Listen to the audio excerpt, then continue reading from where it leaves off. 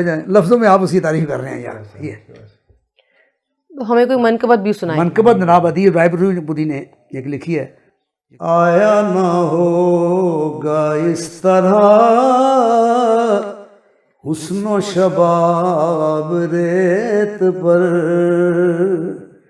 گلشن فاطمہ کے تھے سارے گلاب ریت پر. آیا نہ ہوگا اس طرح حسن و شباب ریت پر.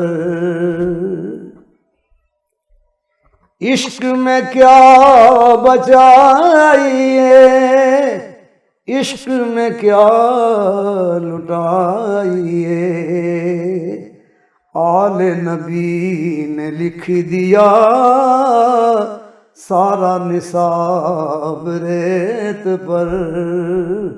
آل نبی نے لکھ دیا سارا نصاب ریت پر.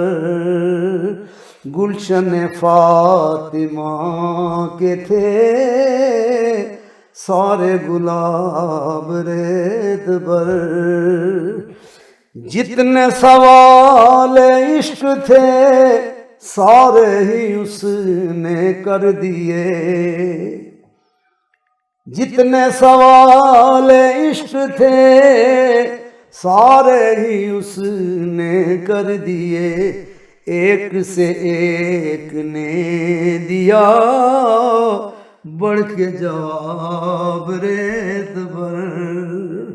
ایک سے ایک نے دیا بڑھ کے جواب ریت پر.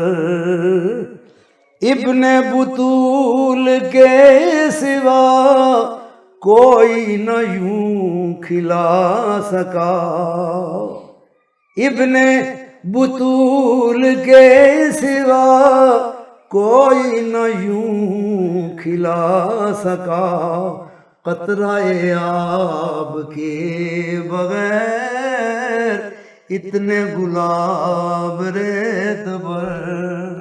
قطرہ آب کے بغیر اتنے گلاب ریت پر. آل نبی کا کام تھا آل نبی کر گئے، آل نبی کا کام تھا آل نبی کر گئے، آل نبی کر گئے. کوئی نہ لکھ سکا ادیب ایسی کتاب ریت پر. کوئی نہ لکھ سکا ادیب ایسی کتاب ریت پر. گلشن فاطمہ کے تھے سارے گلاب ریت پر. بس میر صاحب آپ کے حوالے سے ہم نے سنا ہے کہ آپ کسی کا پڑھا ہوا کلام نہیں پڑھتے، آپ اپنے ہی کلام پڑھتے ہیں. تو محسن نقوی صاحب کا بھی یہ کلام آپ نے پڑھا ہے، ہمیں وہ سنائیں. جی کلام میں شعراء کا پڑھتا ہوں، کلام میں اپنا نہیں، میں اپنی کمپوزنگ میں کرتا ہوں. کسی اور نے جو نعت پڑھی ہو آپ وہ نہیں پڑھتا. پھر اس میں میری کاوش ہوتی ہے کہ مستند کلام ہو، اعلیٰ کلام ہو، تو پھر مجھے پڑھنے میں مزہ آتا ہے، ذوق آتا ہے. مجھے خود جنون ہے.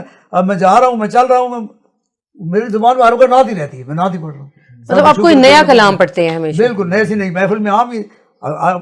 آج آپ نے مجھ سے یہ سنا نا کسی